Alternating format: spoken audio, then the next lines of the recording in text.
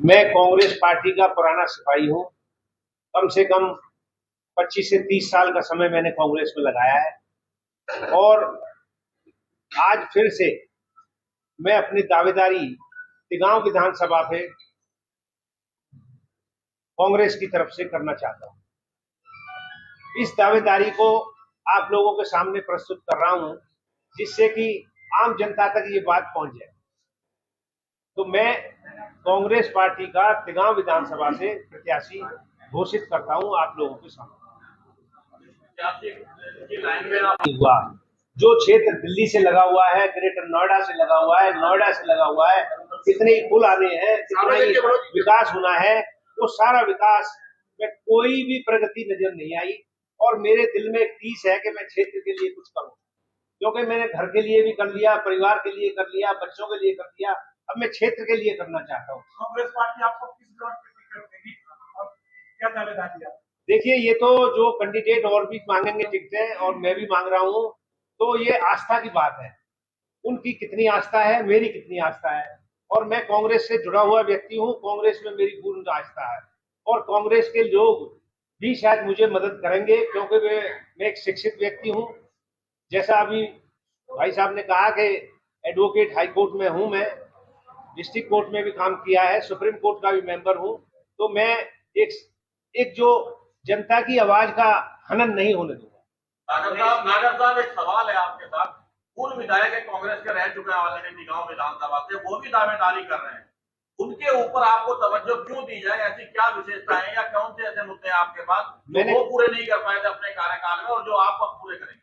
मैंने कहा ना, वो नहीं कर पाए थे या जो कुछ भी कर पाए थे, मैं उनसे अपने आप को ऊपर खड़ा उतरने की कोशिश करूंगा और मेरी आस्था और उनकी आस्था का फर्क आएगा। वो सब पार्टी को भी और जनता को भी समझ आएगी बात, और उससे एक नया इतिहास लिखा जाए। मैंने ब्लॉक से शुरू की, ब्लॉक प्रेसिडेंट रहा, पीसीसी का मेंबर रहा, मेंबर सरकार में लेबर सेल में रहा, मिनिस्ट्री लेबर में। मैं आपके ग्रीवेंस कमेटी का मेंबर रहा, मैं स्पोर्ट्स कमेटी का मेंबर रहा। तो ऐसे अन्य पदों पर बहुत मुझे मौका मिला है। भुट्टा साहब ने मुझे ह्यूमन राइट का मेंबर बनाया प्रदेश कांग्रेस कमेटी में। अगर आपको टिकट नहीं मिलती तो निर्दलीय लड़ेंगे? नहीं, पार्टी का सिपाही पक्का। अगर साहब, अभी लोकसभा चुनाव हुआ है और उसमें कांग्रेस की बहुत बड़े मार्जिन से हार थी तिगांव विधानसभा क्षेत्र में। बीजेपी ने बहुत ज्यादा लीड ली, तो कैसे देखते हैं उसको, कैसे आप कवर अप कर पाएंगे?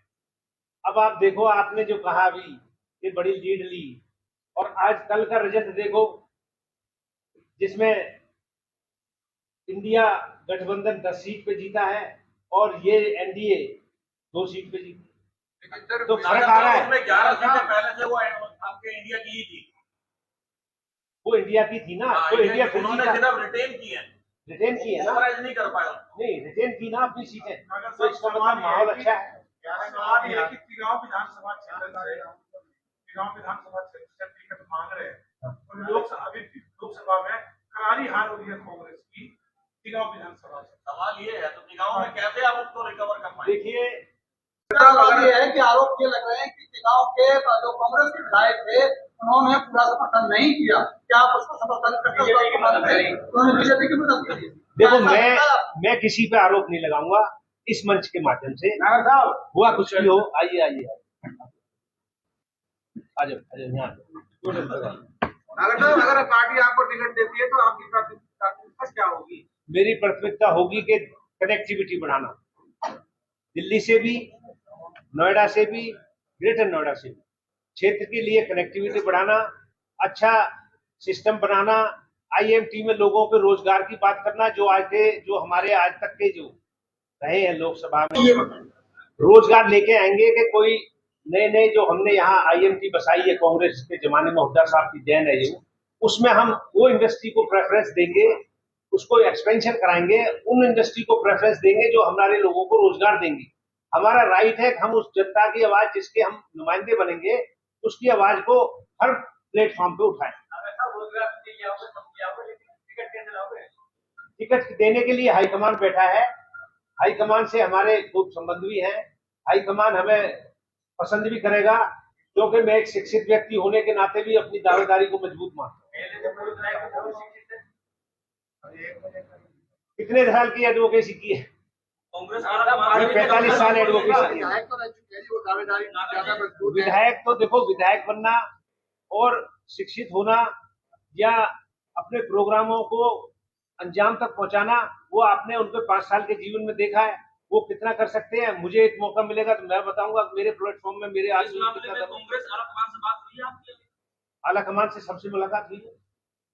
पार्टी के साथ में नहीं, मेरे को कहा कि आप अपना अप्लाई करिए और अपनी बात रखिए। नागर साहब, अभी तक आप ये एक्सप्लेन नहीं कर पाए कि जो पूर्व विधायक है उनके ऊपर आपको एज क्यों दिया जाए, आपको टिकट क्यों दी जाए? वो दो बार चुनाव हार चुके। ऐसे में 2 बार चुनाव हारे हुए पे कई बार पार्टी ने पॉलिसी बनाई है कि जो 2 बार चुनाव हार जाता है उनको मौका नहीं मिलता। तो लखन सिंगला और बलजीत कौशिक को भी टिकट नहीं मिलेगी? ये पार्टी हाईकमान जाने। नियम तो यही कहता है ना कांग्रेस का। जैसे आप नहीं, मेरे हिसाब से नहीं चलेगी पार्टी, लेकिन मैं अपनी सीट पे ये बात जरूर रखूंगा।